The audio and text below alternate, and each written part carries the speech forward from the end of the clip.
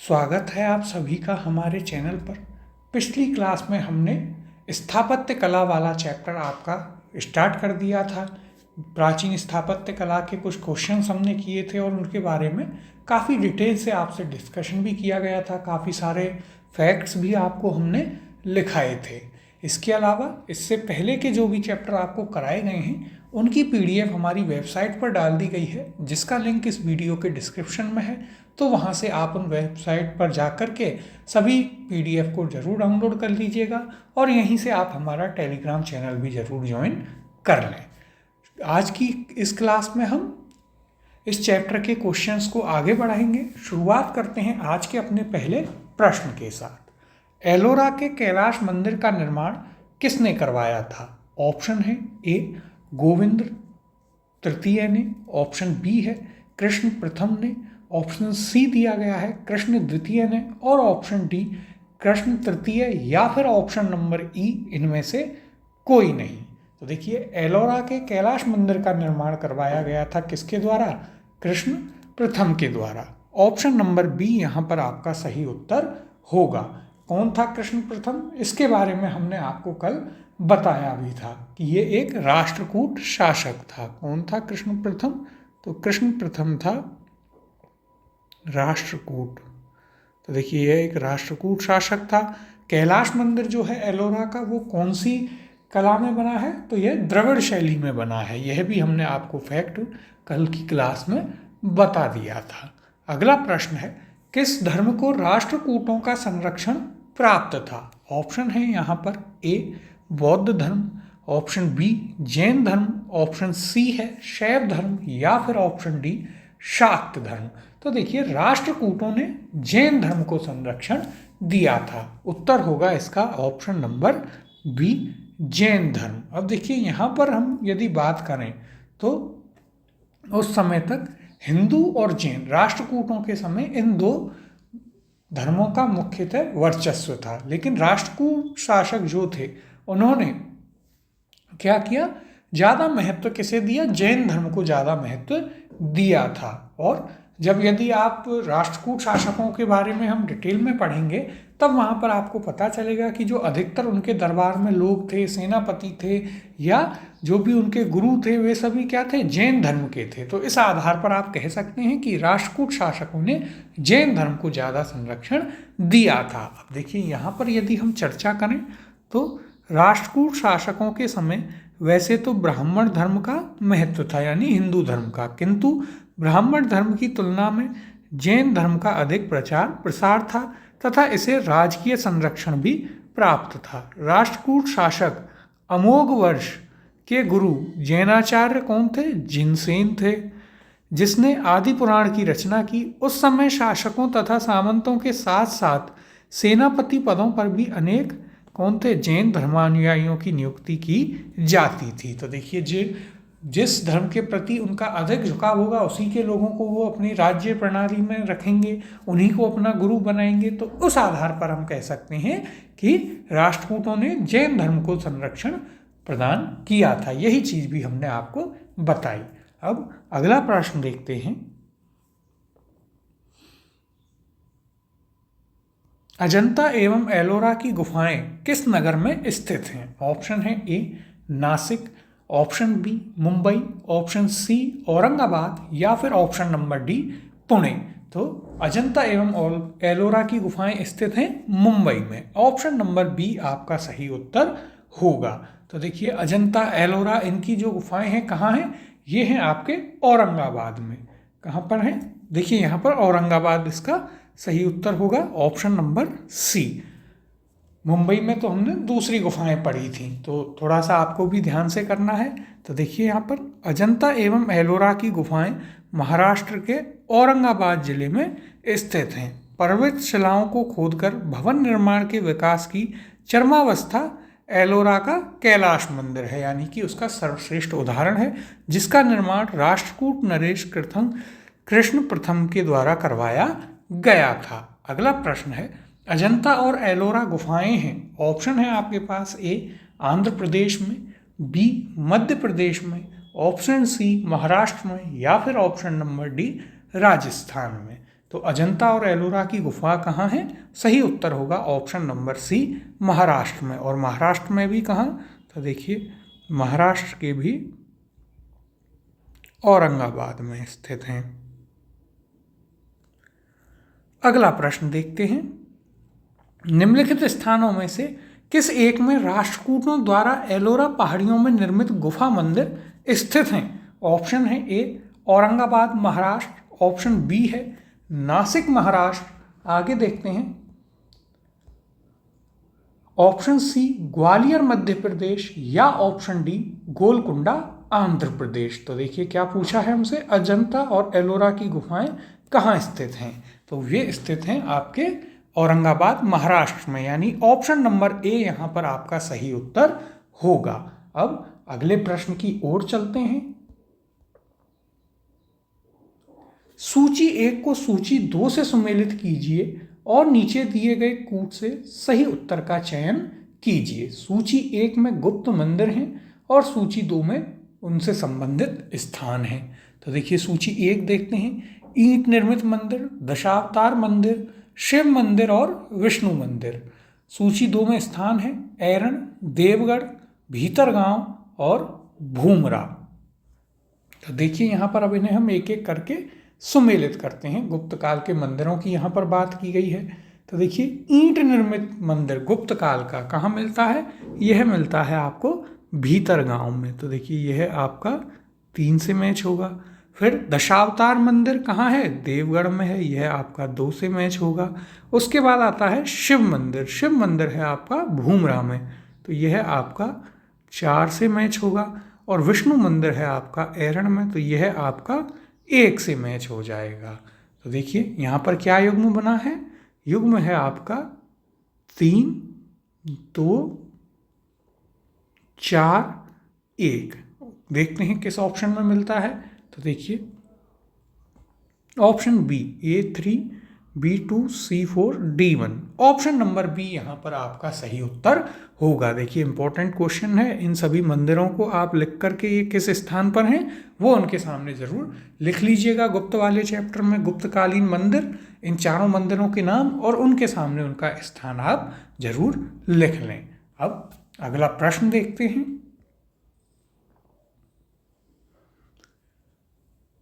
कानपुर उत्तर प्रदेश स्थित भीतरगांव मंदिर के संदर्भ में निम्नलिखित कथनों में से कौन सा या कौन से सही हैं?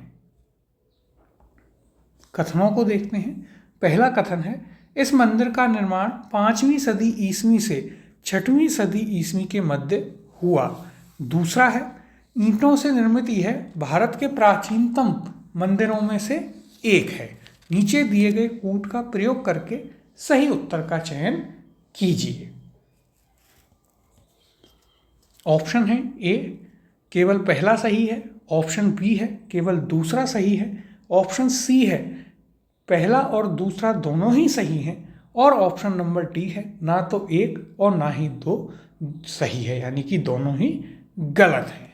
तो देखते हैं इन कथनों को एक बार पुनः अच्छे से देखते हैं। तो देखिएगा पहला कथन क्या है, इस मंदिर का निर्माण 5वीं सदी ईस्वी से 6वीं सदी ईस्वी के मध्य हुआ था। तो देखिए यह आपका बिल्कुल सही है। जो भीतरगांव में स्थित ईंट मंदिर है उसके बारे में यह कथन बिल्कुल सही है। फिर देखिए दूसरा कथन है, ईंटों से निर्मित यह भारत के प्राचीनतम मंदिरों में से एक है।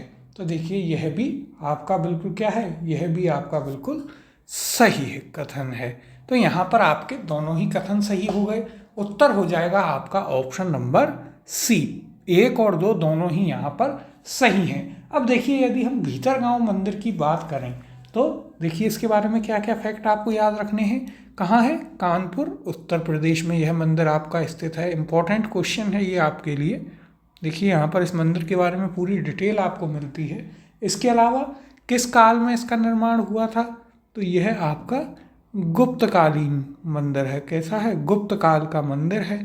फिर यदि हम बात करें तो ये ईंटों से निर्मित प्राचीनतम एक मंदिर है। और यदि हम बात करें तो इसके जो शैली है वो कौन सी है? तो देखिए इस मंदिर की जो शैली है वो है आपकी नागर शैली। ये भी आपके लिए इम्पोर्टेंट है, याद रखना कि ये मंदिर कौन सा, किस शैली का मंदिर है। अब देखिए यहाँ पर हम इसके बारे में चर्चा कर लेते हैं कि यहाँ क्या कहा गया है। तो देखिएगा, उत्तर प्रदेश के कानपुर नगर जिले में स्थित भीतरगांव मंदिर का निर्माण 5वीं सदी से 6वीं सदी ईस्वी तक हुआ। इस मंदिर का निर्माण गुप्त काल में हुआ था। इस मंदिर का निर्माण ईंटों से वर्गाकार चबूतरे पर किया गया है, जिसका मुख पूर्व की तरफ है। मंदिर के भीतर स्थित गर्भगृह के ऊपर एक लंबा पिरामिडनुमा शिखर भी है। इस मंदिर का निर्माण नागर शैली में किया गया है, जो कि हमने भी आपको बताया। तो देखिए यह इम्पोर्टेंट है, इसे आप जरूर याद रखिएगा। अब अगले प्रश्न की ओर चलते हैं। अजंता की कला को इनमें से किसने प्रश्रय या सहायता दिया? ऑप्शन है ए चालुक्य, बी पल्लव, सी वाकाटक या ऑप्शन नंबर डी गंग। अब देखिए यह आपके लिए इम्पोर्टेंट क्वेश्चन है। क्या पूछा है कि जो अजंता में कलाकारी की गई है उसको मुख्य रूप से किसने सहायता प्रदान की थी? तो देखिए इसका सही उत्तर है ऑप्शन नंबर सी वाकाटक। क्यों?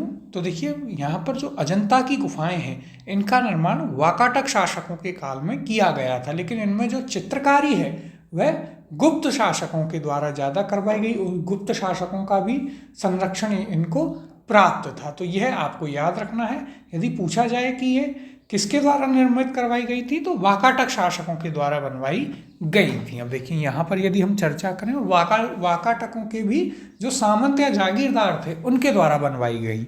अब देखिएगा, अजंता की गुफाएं कहाँ हैं? औरंगाबाद महाराष्ट्र जिले में स्थित हैं। ये गुफाएं वाकाटकों के अधीन राजसी संरक्षण और जागीरदारों द्वारा निर्मित करवाई गई थीं। किसके द्वारा? जिनको उनका राज्य संरक्षण प्राप्त था और जो जागीरदार थे वाकाटकों के, उनके द्वारा ये बनवाई गई थी। इन गुफाओं को गुप्त शासकों का भी संरक्षण प्राप्त था। ये गुफाएं अपने भित्ति चित्रों तथा मूर्तिकारी के लिए बेजोड़ समझी जाती हैं। अजंता में मुख्यतः बौद्ध धर्म की महायान शाखा से संबंधित चित्र हैं। तो यह चीज़ भी आप याद रखिएगा, आपसे पूछा जा सकता है कि अजंता की जो गुफाएं हैं उनमें मुख्य रूप से किससे संबंधित चित्रकारी पाई जाती है? तो वहाँ पर बौद्ध धर्म की महायान शाखा से संबंधित आपको चित्रकारी देखने को मिलती है। इस चीज़ को भी आप जरूर याद रखिएगा। अगला प्रश्न है, अजंता की गुफाएं निम्नलिखित में से किससे संबंधित हैं? ऑप्शन है आपके पास ए रामायण से, बी महाभारत से, सी जातक कथाओं से या ऑप्शन डी पंचतंत्र की कहानियों से। तो देखिए क्वेश्चन काफ़ी इजी है, बस आपसे थोड़ा सा घुमा के पूछा गया है। जैसे अभी हमने आपको बताया था कि जो अजंता की गुफाएं हैं वे मुख्य रूप से बौद्ध धर्म की महायान शाखा से संबंधित हैं। और बौद्ध धर्म में क्या है? बुद्ध की जो पूर्व जन्म की कथाएं हैं वे क्या हैं? जातक कथाएं। यदि आपने बौद्ध धर्म वाला चैप्टर हमारा किया है, उसकी क्लासेस दी हैं, तो आप इसे कनेक्ट इजीली कर पाएंगे। तो सही उत्तर होगा यहाँ पर ऑप्शन नंबर सी जातक कथाएं। तो यह चीज़ आपको याद रखनी है। यहाँ पर जो चित्रकारी की गई है वो जो बोधिसत्व हैं जो जातक कथाओं में दिए गए हैं उनसे लेकर के की गई है। इसमें आपको फूल पत्ती, पशु आकृतियों, वृक्षों, इन सभी की जो चित्रण आपको देखने को मिलता है वह कहाँ से लिया गया है? वह जातक कथाओं को दर्शाता है और वो बोधिसत्व से लिया गया है। अब देखिए यहाँ पर यदि हम इसकी चर्चा करें तो यहाँ क्या दिया गया है उसे भी देख लेते हैं। अजंता के चित्र तकनीकी दृष्टि से विश्व में प्रथम स्थान रखते हैं। इन गुफाओं में अनेक प्रकार के फूल पत्तियों, वृक्षों तथा पशु आकृतियों की सजावट तथा बुद्ध एवं बोधिसत्वों की प्रतिमाओं के चित्रण में जातक ग्रंथों से ली गई कहानियों का वर्णनात्मक दृश्य के रूप में प्रयोग हुआ है। ये चित्र अधिकतर जातक कथाओं को दर्शाते हैं। तो यह चीज़ आपको याद रखनी है, यही हमने भी आपको काफ़ी अच्छे से बताया है। अब अगला प्रश्न देखते हैं। निम्नलिखित कथनों में से कौन सा सही है? ऑप्शन दिए गए हैं। ए अजंता गुफाएं वाघोरा नदी की घाटी में स्थित हैं। ऑप्शन बी है सांची स्तूप चंबल नदी की घाटी में स्थित है। ऑप्शन सी पांडुलेना गुफा देव मंदिर नर्मदा नदी की घाटी में स्थित है। ऑप्शन डी, अमरावती स्तूप गोदावरी नदी की घाटी में स्थित है और यह आपसे यूपीएससी प्रीलिम्स में पूछा है। अब देखिए बहुत ही इंपॉर्टेंट और शानदार क्वेश्चन है, क्योंकि देखिए अधिकतर आपने क्या देखा होगा कि सभी लोग क्या पूछ लेते हैं कि ये कौन से राज्य में है, लेकिन ये यूपीएससी का क्वेश्चन है और यूपीएससी सबसे अलग क्वेश्चन पूछती है। तो उसने घुमा करके क्या पूछा कि कौन सा इनमें से स्थान किस नदी के तट पर है, यह आपसे पूछा गया है। तो देखिए यहाँ पर सही उत्तर होगा आपका ऑप्शन नंबर ए, अजंता की गुफाएं कहाँ हैं? वाघोरा नदी की घाटी में स्थित हैं, जो कि औरंगाबाद में है। तो यह आप जरूर याद रखिएगा। अब जहाँ जहाँ आपने ये स्थल लिख रखे हों उनके साथ में आप ये किस नदी के तट पर हैं यह चीज़ भी लिख लीजिएगा। अब देखिए यदि हम बात करें, बी स्टेटमेंट क्या दिया है? सांची स्तूप चंबल नदी की घाटी में स्थित है। तो सांची का स्तूप कहाँ है? मध्य प्रदेश में। और किस नदी के किनारे है? तो देखिए चंबल नदी की घाटी में नहीं है, यह आपका बेतवा नदी की घाटी में स्थित है। किसमें है? बेतवा, केन बेतवा सोन, जो आप पढ़ते हैं इंडियन ज्योग्राफी में। फिर देखिए यदि हम आगे बात करें तो पांडुलेना गुफा, ये एक देव मंदिर है और यह कहाँ स्थित है? यह स्थित है नर्मदा नदी की घाटी में ना होकर के यह आपका गोदावरी नदी की घाटी में। कहाँ है? गोदावरी नदी की घाटी में यह आपका स्थित है, तो इसे याद रखिएगा। अब आगे यदि हम बात करें तो देखिए क्या दिया गया है? अमरावती स्तूप। तो देखिए अमरावती स्तूप जो है ये सातवाहनों के समय का है और यह कहाँ पर है? यह आपके गोदावरी नदी ना होकर के यह आपके आंध्र प्रदेश में कृष्णा नदी के तट पर स्थित है। कहाँ है? कृष्णा नदी के तट पर स्थित है। तो देखिए सभी इंपॉर्टेंट हैं, इन्हें अच्छे से आप याद रखिएगा। अब यहाँ पर यदि हम चर्चा करें तो देखिएगा अजंता गुफाएं महाराष्ट्र प्रांत के औरंगाबाद जनपद में स्थित हैं। ये गुफाएं वाघोरा नदी की घाटी में अवस्थित हैं। इनका समय ईसा पूर्व 2वीं शताब्दी से लेकर 7वीं शताब्दी तक है। अब आगे देखिए क्या कहा गया है यहाँ पर। देखिए सांची स्तूप, सांची स्तूप कहाँ है? यह आपका बेतवा नदी के पश्चिम में मध्य प्रदेश के रायसेन जिले में अवस्थित है। इस स्तूप का निर्माण मौर्य सम्राट अशोक के द्वारा किया गया था, जो कि हम आपको मौर्य काल वाले चैप्टर में बता चुके हैं। इसके बाद देखिएगा पांडुलेना गुफा देव मंदिर गोदावरी नदी की घाटी में स्थित है। यहाँ पर आपको 24 गुफाओं की एक श्रृंखला का निर्माण चट्टानों को काटकर किया गया है। फिर आंध्र प्रदेश के गुंटूर जनपद में कृष्णा नदी के तट पर स्थित अमरावती नामक स्तूप का निर्माण सातवाहन काल में किया गया था। तो देखिए इन सभी से संबंधित जो नदियां हैं वे अभी हमने आपको बताई भी थी और यहाँ पर भी उनके बारे में दिया गया है। कुछ एक्स्ट्रा फैक्ट्स भी दिए गए हैं, कौन सा किस राज्य में है वह भी आप लिख लीजिएगा। जो मौर्य काल में स्तूप आए थे वे हमने आपको वहाँ पर बताए भी थे, कहाँ पर स्थित हैं यह भी बताया था, कौन सा सबसे प्राचीनतम है, कौन सा नया है, वो सभी भी हमने आपको पहले ही बता दिया है। अब अगले प्रश्न की ओर चलते हैं। निम्नलिखित ऐतिहासिक स्थलों पर विचार कीजिए। पहला अजंता की गुफाएं, दूसरा लेपाक्षी मंदिर, तीसरा सांची स्तूप। उपर्युक्त स्थलों में से कौन सा या कौन से भित्ति चित्रकला के लिए भी जाना जाते हैं? ऑप्शन दिए गए हैं। ए केवल पहला, ऑप्शन बी है पहला और दूसरा, ऑप्शन सी है पहला दूसरा और तीसरा, या फिर ऑप्शन डी इनमें से कोई नहीं। और यह आपसे यूपीएससी प्रीलिम्स में भी पूछा जा चुका है, इम्पॉर्टेंट क्वेश्चन है। तो देखिए इसे हम करते हैं। क्या पूछा है? कौन इन स्थलों में से कौन से भित्ति चित्रकला के लिए जाने जाते हैं? तो देखिए भित्ति चित्रकला आपको अजंता की गुफाओं में देखने को मिलती है, बिल्कुल सही है।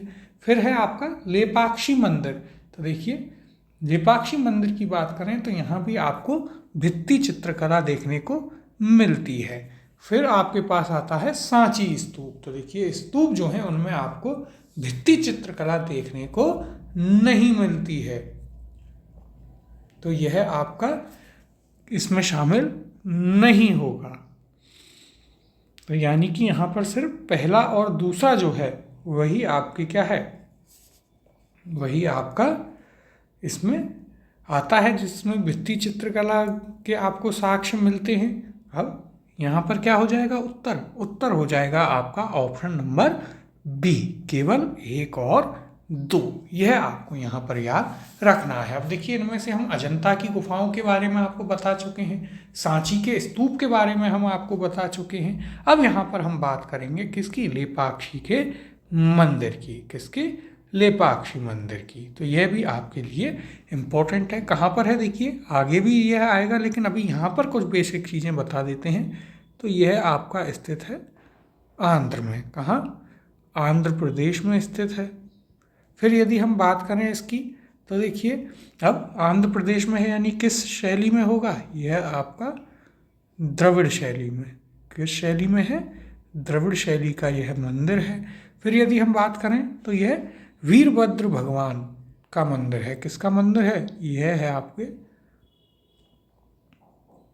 वीरभद्र मंदिर, यानी कि ये भी इसका दूसरा नाम है, अर्थात भगवान शिव का मंदिर है यह आप जरूर याद रखिएगा। इसके अलावा ये विजयनगर साम्राज्य जो था उसके समय में यह बना हुआ मंदिर है, आप याद रखिएगा। कछुए की आकृति जैसा मंदिर है भगवान शिव का।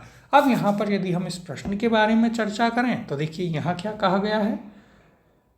अजंता की गुफाओं एवं लेपाक्षी मंदिर में भित्ति चित्रकला के साक्ष्य एकदम स्पष्ट हैं, परंतु सांची स्तूप में भित्ति चित्रकला के साक्ष्य स्पष्ट नहीं है। स्तूपों के चारों ओर लगे तोरण बुद्ध के जीवन की घटनाओं तथा जातक कथाओं के चित्रों से भरे हैं और उनके नीचे से ऊपर तक अलंकृत हैं। चूंकि तोरण स्तूप के भाग के रूप में नहीं माने जाते, अतः आपका सांची का स्तूप भित्ति चित्रों की कैटेगरी में नहीं आता है। तो देखिए, इस प्रकार से आपको बहुत छोटी छोटी चीज़ें हैं जिनका आपको ध्यान रखना होता है जब आप क्वेश्चन को अटेम्प्ट करेंगे। वरना यदि आपको बस इतना ही मालूम है कि हाँ तोरण पर भित्ति चित्र बने हुए हैं, तो आप इसे भी मान लेंगे, जबकि वह होगा गलत, चूंकि तोरण जो है वह आपका स्तूप का भाग नहीं माना जाता है। अब अगला प्रश्न देखते हैं। भारत की लोक चित्रकलाओं से संबंधित निम्नलिखित कथनों पर विचार कीजिए तथा सही उत्तर को चुनिए। कथन 1 क्या है? पट्टचित्र चित्रकलाओं की विषय वस्तु जगन्नाथ एवं वैष्णव संप्रदाय से प्रभावित है। कथन 2 है, मंजूषा चित्रकलाएं जूट एवं कागज के डिब्बों पर बनाई जाती हैं। कथन 3 है, पिथौरा चित्रकलाएं गुजरात एवं मध्य प्रदेश के कुछ जनजातियों द्वारा बनाई जाती हैं। ऑप्शन दिए गए हैं आपको। ए, केवल कथन पहला और दूसरा सही है। ऑप्शन बी है, केवल कथन दूसरा और तीसरा सही है। ऑप्शन सी है, केवल कथन पहला और तीसरा सही है। या फिर ऑप्शन नंबर डी, यहाँ पर ये चारों कथन ही सही हैं। तो देखिए यहाँ पर यदि हम बात करें तो देखिए ऑप्शन डी तो वैसे ही नहीं होगा, क्योंकि 4 कथन तो आपके पास है ही नहीं। अब यहाँ पर हम इन कथनों की एक एक करके बात कर लेते हैं। तो देखिए पहला कथन क्या कहता है? पट्टचित्र चित्रकलाओं की विषय वस्तु जगन्नाथ एवं वैष्णव संप्रदाय से प्रभावित है। तो यह आपका बिल्कुल क्या है? बिल्कुल सही है। पट्टचित्रकला आपको जगन्नाथपुरी मंदिर में देखने को मिलेगी, दशावतार मंदिर में भी आपको देखने को मिलती है। फिर है मंजूषा चित्रकलाएं जूट एवं कागज के डिब्बों पर बनाई जाती हैं। तो यह बिल्कुल सही है। मंजूषा क्या होता है? मंजूषा का अर्थ ही बॉक्स होता है, यानी कि डब्बा। तो वहाँ से आप इसे याद रखिएगा, यह जूट और कागज पर बनाई जाती है। तो यह आपका बिल्कुल सही कथन है। तीसरा क्या है? पिथौरा चित्रकलाएं गुजरात एवं मध्य प्रदेश की कुछ जनजातियों द्वारा बनाई जाती है। तो यह भी आपका सही है। भील जनजाति भी इसे बनाती है। तो यह आपका बिल्कुल सही है, यानी कि तीनों ही कथन आपको यहाँ पर सही दिए गए हैं। और देखिए यहाँ पर जो डी ऑप्शन है, इसमें सभी चारों के स्थान पर हम कर लेते हैं सभी तीनों। चूंकि हमारे तीनों स्टेटमेंट सही हैं, तो उत्तर हो जाएगा ऑप्शन नंबर डी, सभी तीनों कथन यहाँ पर सही हैं। अब देखिए यहाँ हम इसके बारे में थोड़ा डिटेल में डिस्कशन कर लेते हैं, क्या कहा गया है। तो देखिएगा,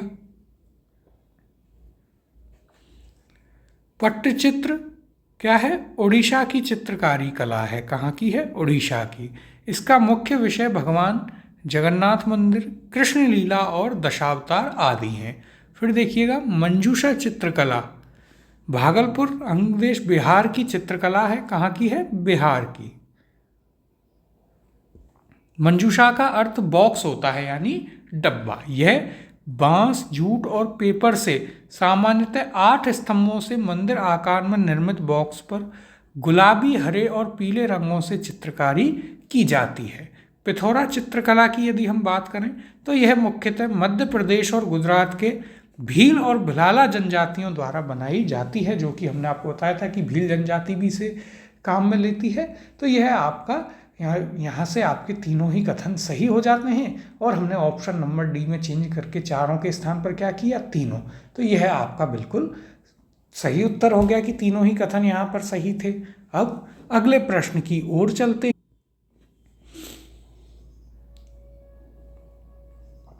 अजंता और महाबलीपुरम के रूप में ज्ञात दो ऐतिहासिक स्थानों में कौन सी बात या बातें समान है? पहला है दोनों एक ही समय काल में निर्मित हुए हैं। दूसरा है दोनों का एक ही धार्मिक संप्रदाय से संबंध है।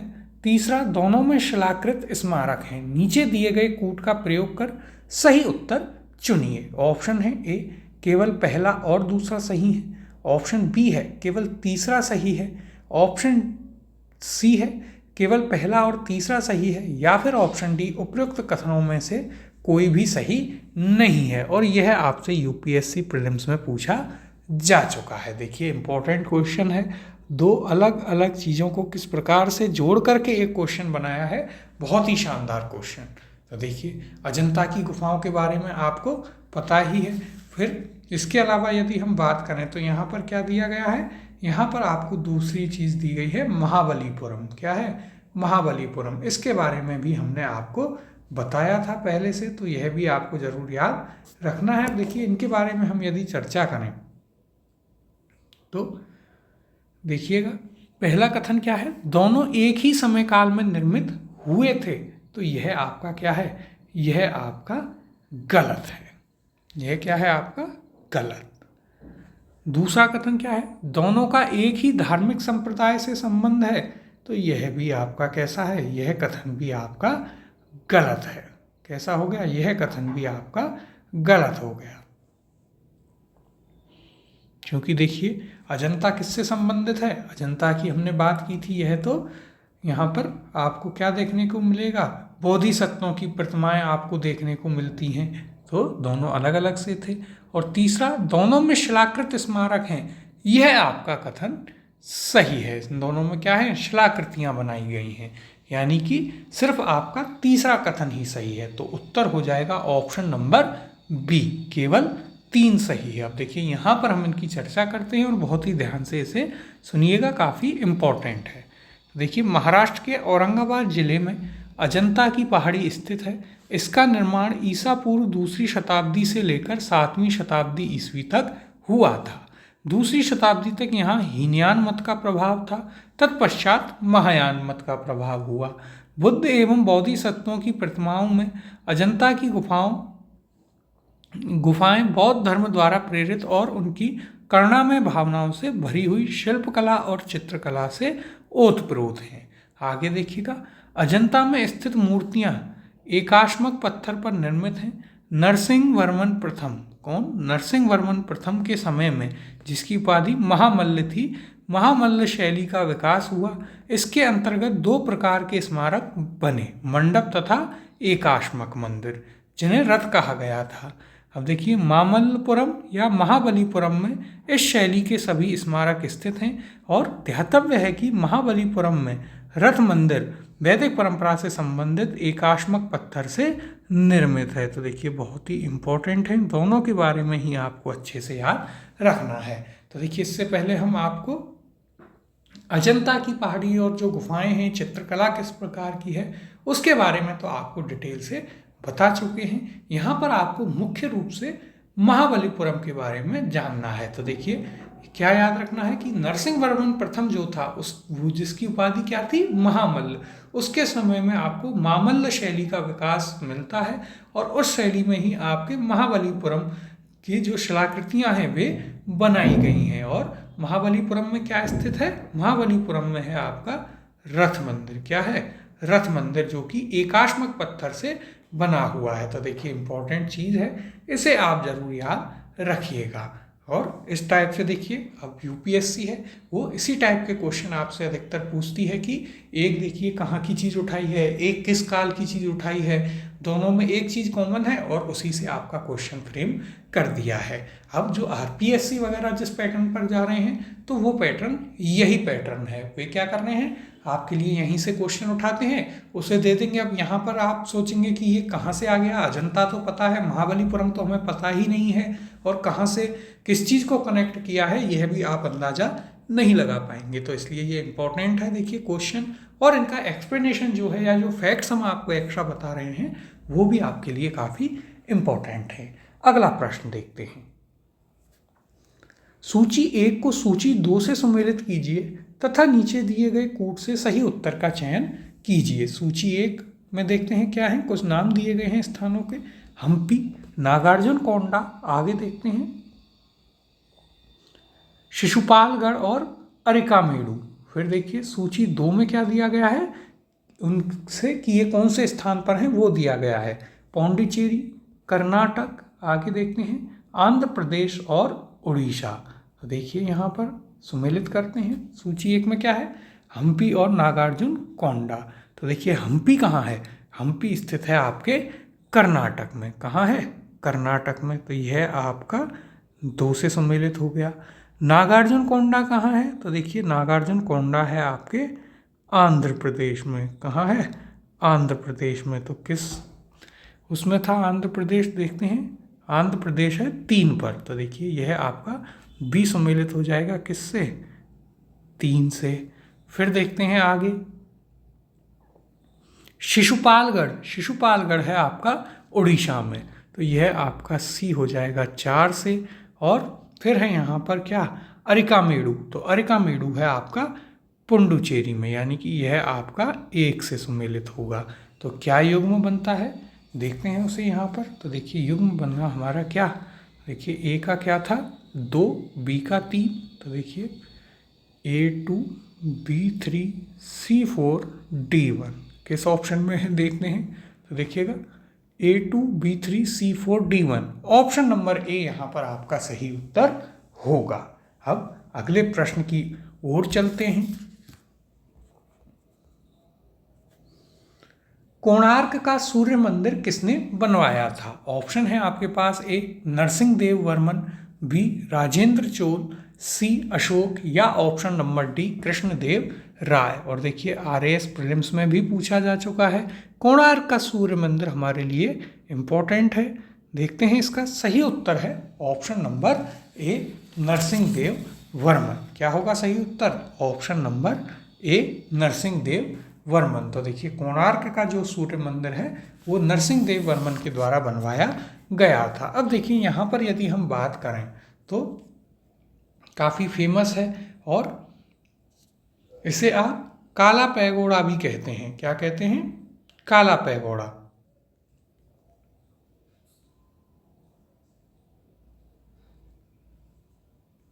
तो देखिए यहाँ पर आप लिख भी लीजिएगी कि कोणार्क के सूर्य मंदिर को क्या कहते हैं, इसे आप काला पैगोड़ा भी कहते हैं। क्या कहते हैं, काला पैगोड़ा इसका दूसरा नाम है। इसे आप ज़रूर याद रखिएगा, क्योंकि कई बार ये इसी नाम से आपसे पूछ लिया जाता है और फिर वहाँ पर काफ़ी कन्फ्यूज़न होता है कि अरे ये कहाँ से आया है या क्या चीज़ यहाँ पर पूछ ली गई है। कहाँ पर स्थित है, देखिए सबसे पहले अब यदि हम बात करें तो देखिए कोणार्क सूर्य मंदिर के बारे में अब हम बात करते हैं सारी चीज़ों की कि ये कहाँ पर स्थित है, क्या क्या इसमें चीज़ें हैं, किस काल का बना हुआ है, किसने बनवाया, ये सभी चीज़ें भी इसके लिए जानने में काफ़ी इम्पोर्टेंट हैं। तो देखिए कहाँ पर है, यह स्थित है आपका पुरी उड़ीसा में। कहाँ स्थित है, पुरी उड़ीसा में आपका कोणार्क सूर्य मंदिर स्थित है। ठीक है, और लगभग 13वीं शताब्दी में इसे बनाया गया था। कब बनाया गया था, 13वीं शताब्दी में नरसिंह देव प्रथम के द्वारा इसे बनवाया गया था। तो यह चीज़ भी आपको यहाँ पर याद रखनी है।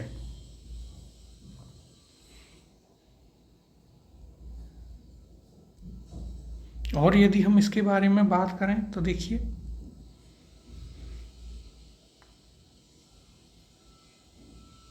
ये आपका यूनेस्को बस जो वर्ल्ड हेरिटेज साइट हैं उनमें भी आता है। एक चीज़ यह भी याद रखिएगा कि यह आपका यूनेस्को विश्व धरोहर स्थल में आता है। 1984 में से घोषित किया गया था। किसमें आता है? यूनेस्को विश्व धरोहर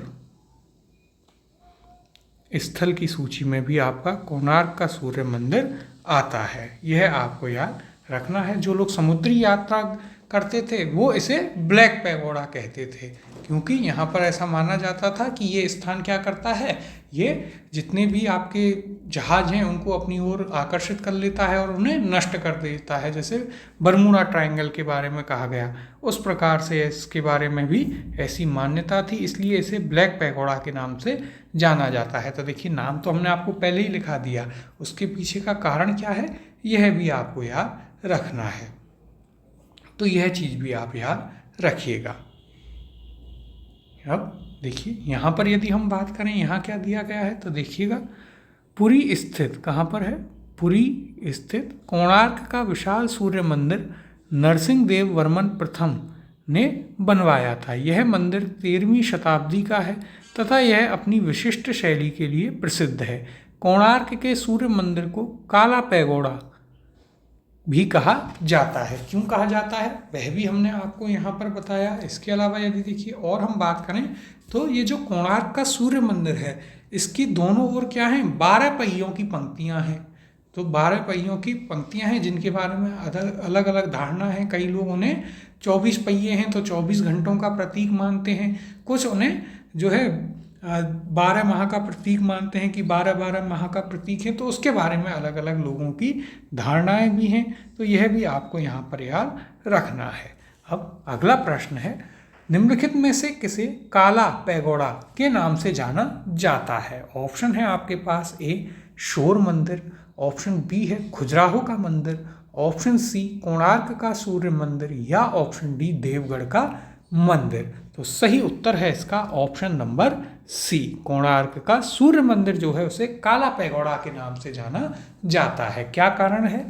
तो उसका हमने आपको कारण भी बताया कि प्राचीन समय में जो लोग समुद्री यात्रा करते थे वो ऐसा मानते थे कि यह स्थान क्या करता है, यह मंदिर जहाज़ों को अपनी ओर खींच लेता है और उन्हें नष्ट कर देता है, इसलिए इसे काला पैगोडा, ब्लैक पैगोडा, और जैसे कि बरमूडा ट्रायंगल की तरह इसे माना जाता था। अगला प्रश्न है, ब्लैक पैगोडा कहाँ है? ऑप्शन है आपके पास, ए मदुरै, बी कोणार्क, सी खजुराहो, या ऑप्शन नंबर डी इनमें से कोई नहीं।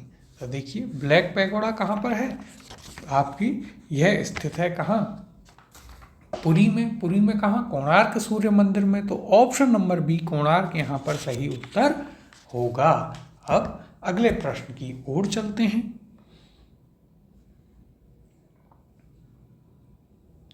निम्नलिखित में से कौन सा एक सूर्य मंदिर है? ऑप्शन है, ए लिंगराज मंदिर, ऑप्शन बी राजरानी मंदिर, ऑप्शन सी कोणार्क मंदिर, और ऑप्शन नंबर डी है आपके पास जगन्नाथ मंदिर।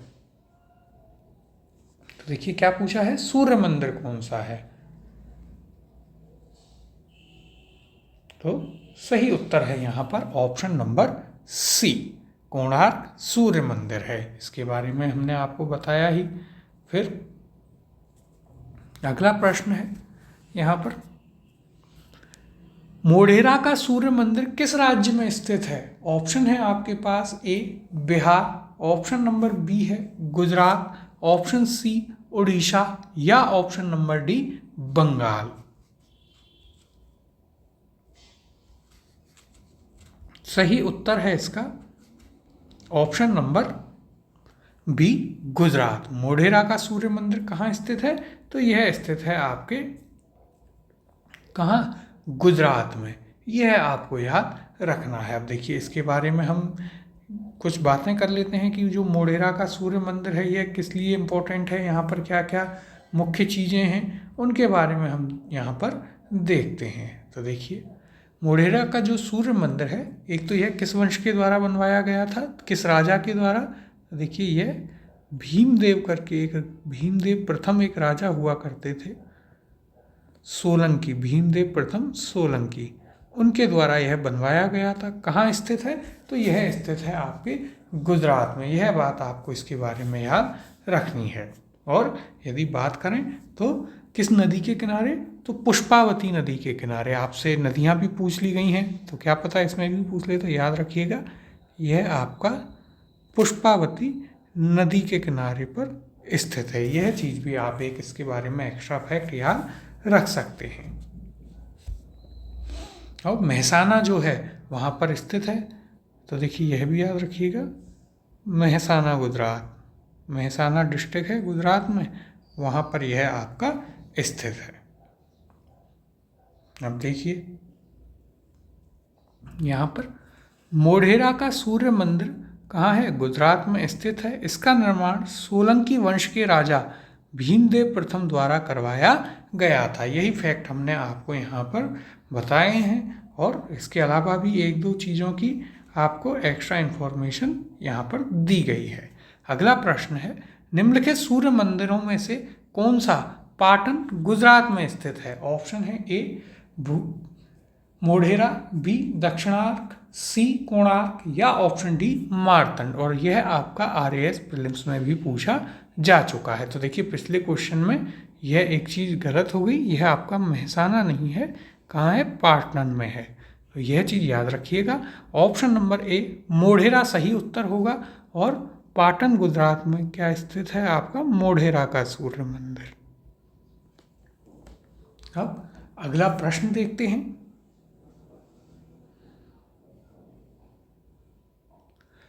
लिंगराज मंदिर अवस्थित है, ऑप्शन है आपके पास ए भुवनेश्वर में, ऑप्शन बी है बीजापुर में, ऑप्शन सी है कोलकाता में, या फिर ऑप्शन नंबर डी वाराणसी में। देखिए सही उत्तर है यहाँ पर ऑप्शन नंबर ए भुवनेश्वर में। और यह आपसे UPSC प्रीलिम्स में भी पूछा जा चुका है। अब यदि हम बात करें लिंगराज मंदिर की, तो देखिए सबसे पहले इसके बारे में यदि हम बात करें तो यह कब बना है? तो देखिए यह बना है आपका 11वीं शताब्दी में, 11th सेंचुरी में यह आपका लिंगराज मंदिर बना है। कहाँ है? भुवनेश्वर उड़ीसा में। यह चीज़ भी आपको याद रखनी है। फिर इसके अलावा यदि हम बात करें तो यह एक तो भुवनेश्वर का सबसे बड़ा मंदिर माना जाता है। और यहाँ पर यदि हम बात करें तो देखिए ये भुवनेश्वर में है। और इसका जो इसकी जो शैली है वह कौन सी है? तो यह आपका नागर शैली में बना हुआ है। कौन सी शैली में है? तो देखिए यह आपका नागर शैली में बना हुआ है। यह चीज़ भी आपको याद रखनी है। फिर देखिए इसके अलावा इसके ही परिसर में और 150 मंदिर आपको देखने को मिलते हैं छोटे छोटे। यह चीज़ भी एक इसके बारे में आप जरूर याद रखिएगा। अब यहाँ पर देखिए, और यहाँ पर क्या है? एक बिंदु सागर झील भी है लिंगराज मंदिर में। तो यह भी याद रखिएगा यदि आपसे कभी पूछ ले कि किस मंदिर में बिंदु सागर झील है, तो देखिए लिंगराज मंदिर जो है इसी में आपके बिंदु सागर झील भी है। यह एक पॉइंट आप जरूर यहाँ पर याद रखिएगा। अब देखिए यहाँ पर क्या दिया गया है? तो लिंगराज मंदिर उड़ीसा के भुवनेश्वर में स्थित है। इस मंदिर की शैली नागर है। यह नागर शैली का सर्वोत्तम मंदिर है। लिंगराज मंदिर का सबसे बड़ा आकर्षक भाग इसका शिखर है, जिसकी ऊंचाई 100 फीट है। इसके अलावा बिंदु सागर झील के बारे में भी आप जरूर याद रखिएगा। अगला प्रश्न है, उड़ीसा में नष्ट होने से बचे निम्नांकित मंदिरों में सर्वाधिक बड़ा और सबसे ऊंचा मंदिर कौन है? ऑप्शन है यहाँ पर ए ब्रह्मेश्वर मंदिर, ऑप्शन बी जगन्नाथ मंदिर, ऑप्शन सी लिंगराज मंदिर, या ऑप्शन नंबर डी राजरानी मंदिर। सही उत्तर है इसका ऑप्शन नंबर सी लिंगराज मंदिर। उड़ीसा में सर्वाधिक बड़ा और सबसे ऊंचा मंदिर कौन सा है? वो है आपका लिंगराज मंदिर। हमने आपको अभी बताया भी था इसके बारे में। और इसका जो शिखर है वह कितना ऊंचा है? 100 फीट ऊंचा है। अब अगले प्रश्न की ओर चलते हैं। जगन्नाथ मंदिर किस राज्य में? ऑप्शन है आपके पास ए बंगाल में, ऑप्शन बी है उड़ीसा में, ऑप्शन सी केरल में, या option number D Uttar Pradesh में। तो देखिए यह तो आपके लिए काफ़ी आसान सा सवाल है, इजी क्वेश्चन है। जगन्नाथ कहाँ है? पुरी उड़ीसा में। ऑप्शन नंबर बी यहाँ पर आपका सही उत्तर होगा। देखिए उड़ीसा में कौन कौन से मुख्य मंदिर हैं, एक बार उन्हें यहाँ देख लेते हैं। तो देखिए जगन्नाथ मंदिर है कहाँ पर? उड़ीसा राज्य के पुरी में है। फिर इसके अलावा लिंगराज मंदिर है जिसकी हमने अभी बात की, कहाँ है? यह आपका भुवनेश्वर में है। कोणार्क में सूर्य मंदिर है, वह कहाँ है? वह भी आपका पुरी में स्थित है। और ये सभी किस शैली में बने हुए हैं? ये सभी आपके नागर शैली में बने हुए मंदिर हैं। अगला प्रश्न है, भुवनेश्वर तथा पुरी के मंदिर किस शैली में निर्मित हैं? ऑप्शन है आपके पास ए नागर शैली में, बी द्रविड़ शैली में, सी बेसर शैली में, या ऑप्शन नंबर डी इनमें से कोई नहीं। तो देखिए भुवनेश्वर का मंदिर, पुरी मंदिर, इसके अलावा यदि हम बात करें लिंगराज मंदिर, कोणार्क मंदिर, ये सभी किस शैली में हैं? ये सभी आपके नागर शैली में बने हुए हैं। कौन सी शैली में बने हुए हैं? नागर शैली में। तो देखिए इसे आप जरूर याद रखिएगा कि कौन सा मंदिर किस शैली में बना हुआ है, यह आपके लिए काफ़ी इम्पोर्टेंट है। अब देखिए यदि हम नागर वास्तुकला शैली या नागर शैली की बात करें तो देखिए इसके बारे में यदि हम बात करें तो हमने आपको बताया था एक चीज़ की ये उत्तर भारत में ज़्यादा प्रचलित है। तो देखिए इसमें क्या होता है, इसमें कुछ विशेषताएं होती हैं। जैसे यदि हम बात करें तो इसमें शिखर जो होता है, शिखर यानी कि जो सबसे ऊपर बना हुआ होता है, हम जानते हैं त्रिभुजाकार में जो बनी हुई आकृति होती है, ये क्या होता है ऊपर की ओर इसमें पतला होता जाता है और इसके ऊपर एक कलश रखा होता है। तो देखिए इसमें क्या होगा, नागर शैली में इस प्रकार से आपका ये मंदिर है, ये शिखर हो गया और इसके ऊपर एक कलश रखा होगा। यह क्या है? नागर शैली का ही भाग है। फिर यदि हम बात करें कि इसमें योजना बनाई जाती है जो शिखर केंद्र में स्थित होता है। छोटे छोटे टावर हो सकते हैं और फिर दीवारें होती हैं इसके चारों ओर। नागर शैली में क्या होता है, मंदिरों की दीवार होती है, ईंट से पत्थर से बनाई जाती है जिस पर आकृतियां उभारी जाती हैं, तोरण होता है, मंडप होता है और गर्भगृह होता है। यह आपको याद रखना है। देखिए कैसे होता है यहाँ पर यदि हम कोशिश करें एक बार तो इस प्रकार से कुछ आपको देखने को मिलेगा कि यह आपका मंदिर है, यह आपका शिखर हो गया, उस पर यह आपका कलश हो गया। यह आप याद रखिए। फिर देखिए आगे और यहाँ पर ये एक इसका गेट टाइप हो गया। फिर देखिए यहाँ से आप इसमें घुसते हैं तो देखिए और यहाँ क्या है, ये आपका गर्भगृह वगैरह हो गया। इस प्रकार की जो शैली है ये आपकी कौन सी शैली मानी जाती है? ये आपकी नागर शैली मानी जाती है। तो देखिए इम्पोर्टेंट है। फिर अगला प्रश्न देखते हैं।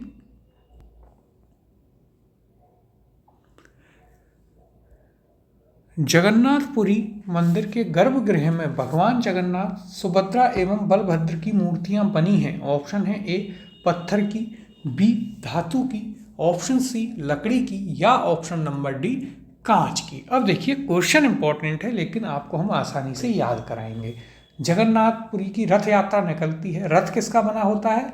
लकड़ी का। तो मूर्तियां भी किसकी? लकड़ी की। ऑप्शन नंबर सी यहाँ पर सही उत्तर होगा। अब इसे कैसे कनेक्ट करके याद रखना है यह भी आपको अच्छे से समझ में आ गया होगा। तो जब भगवान जगन्नाथपुरी का रथ यात्रा कैसे रथ में होती है? लकड़ी के में, तो मूर्तियां भी लकड़ी की होती हैं। अब देखिए यहाँ पर जगन्नाथपुरी मंदिर के गर्भगृह में भगवान जगन्नाथ, बलभद्र और सुभद्रा की मूर्तियां काष्ठ निर्मित अर्थात लकड़ी की हैं। ऐसी मान्यता है कि इन मूर्तियों का निर्माण स्वयं भगवान विष्णु द्वारा बढ़ई के रूप में किया गया था। अगला प्रश्न है, अंकोर वाट का विष्णु मंदिर कहाँ स्थित है? ऑप्शन है ए जावा में, बी सुमात्रा में, सी कंबोडिया में, या फिर ऑप्शन नंबर डी चंपा में। तो देखिए अंकोर वाट मंदिर जो है वो स्थित है आपके कंबोडिया में। ऑप्शन नंबर सी यहाँ पर सही उत्तर होगा। अब देखिए यदि हम इसकी बात करें तो यह किसके द्वारा बनवाया गया था? तो यह आपके सूर्यवर्मन द्वितीय के द्वारा। किसके द्वारा? तो देखिए सूर्यवर्मन द्वितीय के द्वारा इन्हें बनवाया गया था। यह याद रखिएगा। कब? तो देखिए 12वीं शताब्दी में इन्हें बनवाया गया था। किसको समर्पित है? भगवान विष्णु को समर्पित है। किस शैली में बने हैं यह याद रखिएगा। तो यह आपके द्रविड़ शैली में बने हैं। अब देखिए द्रविड़ शैली, नागर शैली, इन्हें हम सब्जेक्टिव क्लास में अच्छे से कर पाएंगे, वहाँ पर विद डायग्राम अच्छे से इन्हें समझाएंगे आपको। फिर देखिए, और ये क्या माना जाता है? विश्व का सबसे बड़ा हिंदू मंदिर समूह। क्या है ये? एक चीज़ यह भी याद रखिएगा, यह विश्व का सबसे बड़ा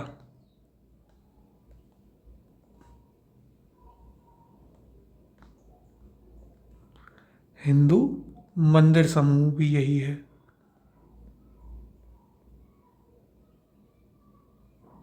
यह पॉइंट भी आप जरूर याद रखिएगा।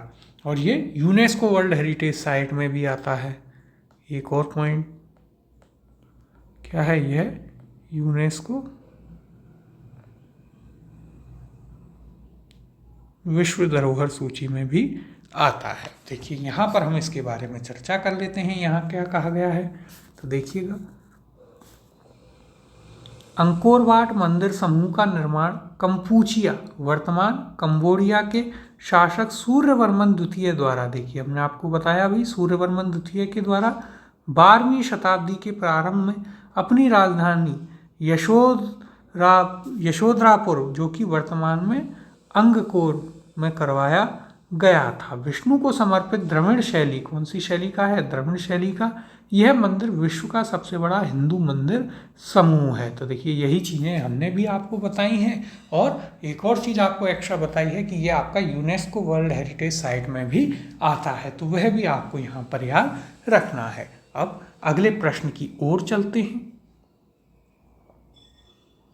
अंकोर वाट मंदिर समूह किस देश में स्थित है? ऑप्शन है आपके पास, ए इंडोनेशिया में, बी म्यांमार में, ऑप्शन सी है श्रीलंका में, या फिर ऑप्शन डी कंपूचिया में। अब देखिए क्वेश्चन इजी है, सिर्फ घुमाकर पूछा और क्वेश्चन आपके लिए टफ हो गया।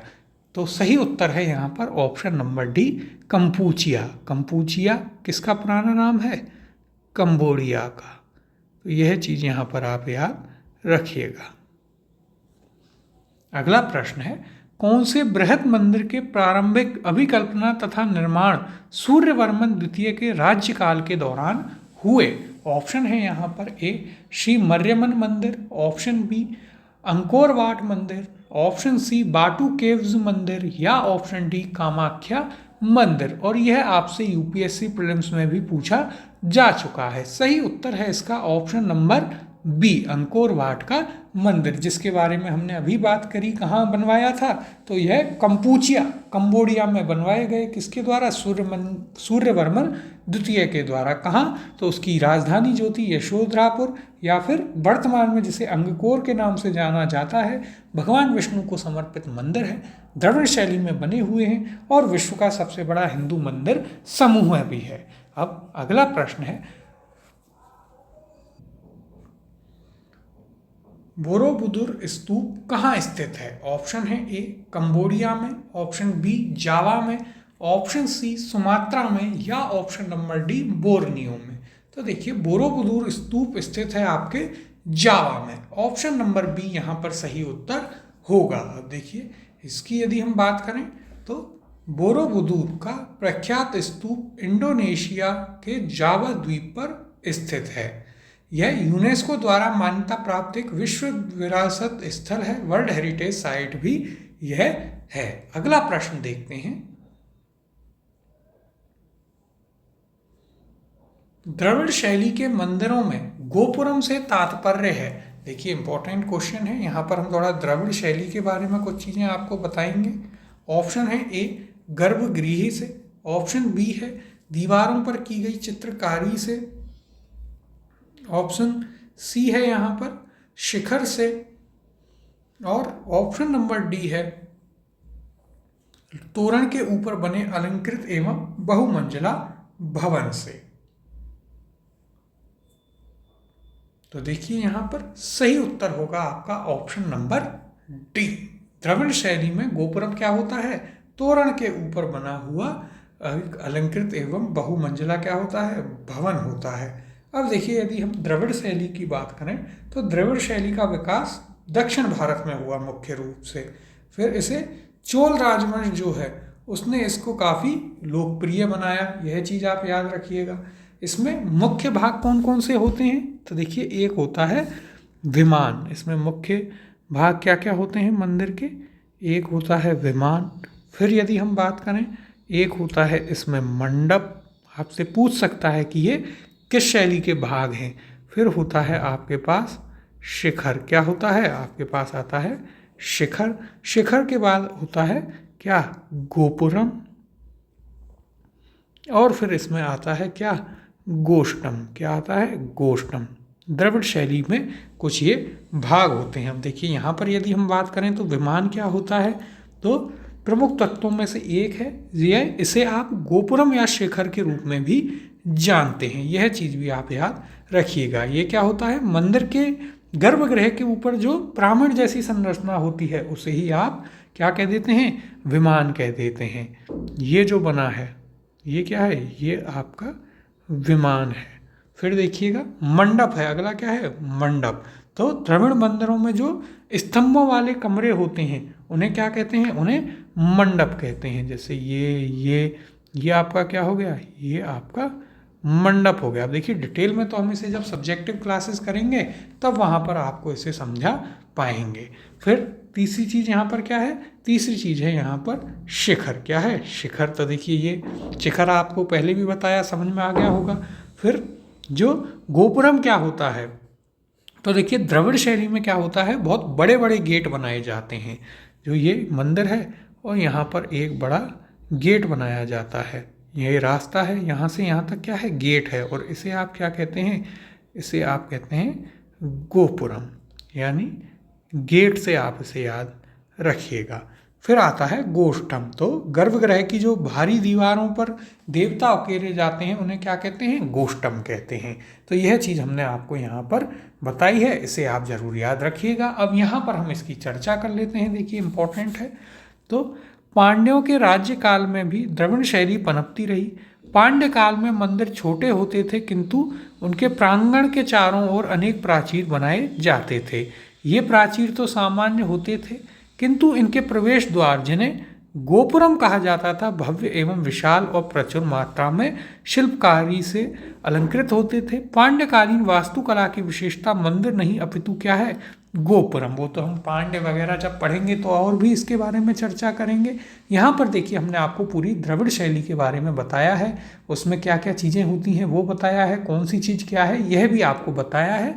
तो काफ़ी इंपॉर्टेंट है, इसे आप ज़रूर अच्छे से समझिएगा। बाकी हम इसे आपको जब सब्जेक्टिव क्लासेस होंगी तो और भी अच्छे से इस प्रकार से समझाया जाएगा कि आपको कोई कन्फ्यूज़न ही ना हो। फिर आपका शैलियों से कोई भी क्वेश्चन आए तो आप इजीली कर लेंगे। अगला प्रश्न है, चट्टानों को काटकर महाबलीपुरम का मंदिर किसके द्वारा बनवाया गया? ऑप्शन है ए पल्लवों द्वारा, बी चोलों के द्वारा, ऑप्शन नंबर सी यहाँ पर दिया गया है चालुक्यों के द्वारा, या ऑप्शन नंबर डी राष्ट्रकूटों के द्वारा। तो देखिए किसके बारे में पूछा है?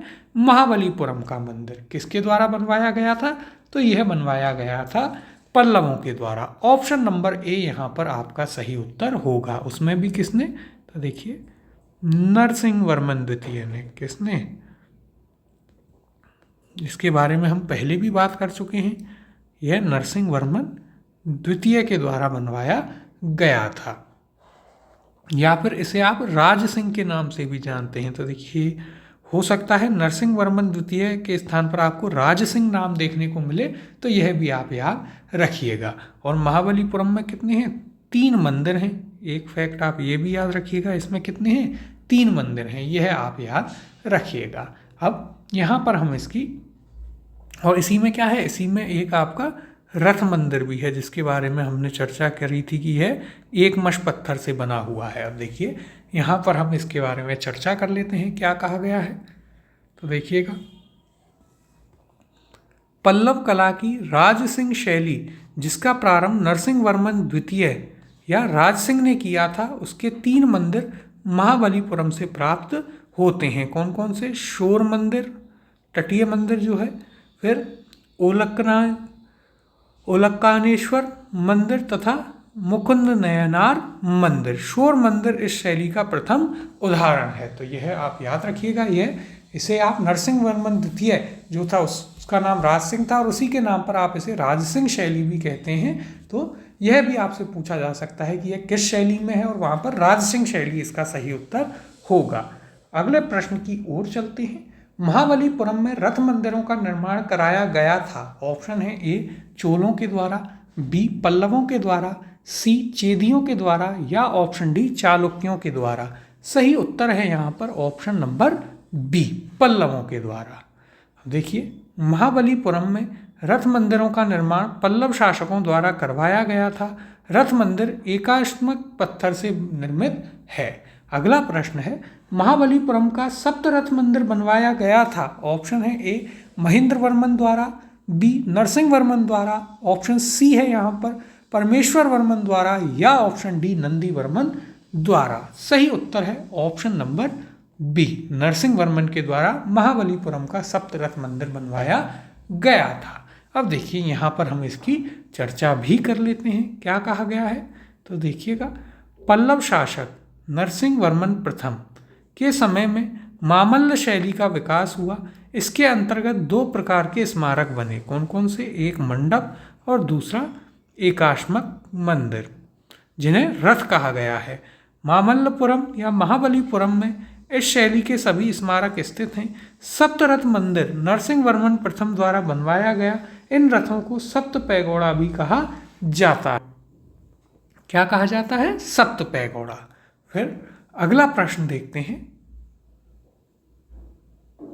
महाबलीपुरम के रथ मंदिर का निर्माण किसने करवाया था? ऑप्शन है ए नरसिंह वर्मन प्रथम ने, बी समुद्रगुप्त ने, सी हर्ष ने या ऑप्शन डी पुलकेशिन द्वितीय ने। तो देखिए महाबलीपुरम के रथ मंदिर का निर्माण करवाया नरसिंह वर्मन प्रथम ने। ऑप्शन नंबर ए यहाँ पर सही उत्तर होगा। अगला प्रश्न है मामल्लपुरम में रथ स्मारकों के निर्माण के लिए निम्नलिखित में से कौन उत्तरदायी थे? ऑप्शन है A Chola, option B Pallava, option C Pandya या ऑप्शन नंबर डी चालुक्य। सही उत्तर है इसका ऑप्शन नंबर बी पल्लव। तो देखिए ये थे हमारे आज के क्वेश्चन। इसके आगे के जो प्रश्न हैं वो हम अगली क्लास में करेंगे और आपका जो प्राचीन स्थापत्य कला वाला चैप्टर है यह भी आपका पूरा हो जाएगा। इससे अगली क्लास में इनकी जो PDF है वो आपको हमारी वेबसाइट पर मिलेगी, जिसका लिंक इस वीडियो के डिस्क्रिप्शन में दिया गया है। वहाँ पर आप और सब्जेक्ट्स की भी क्विजेज़ हैं, उन्हें भी अटेम्प्ट जरूर करते रहिएगा, जिससे आपकी एक रेगुलर प्रैक्टिस बनी रहे। मिलते हैं अगली क्लास में आगे के प्रश्नों के साथ।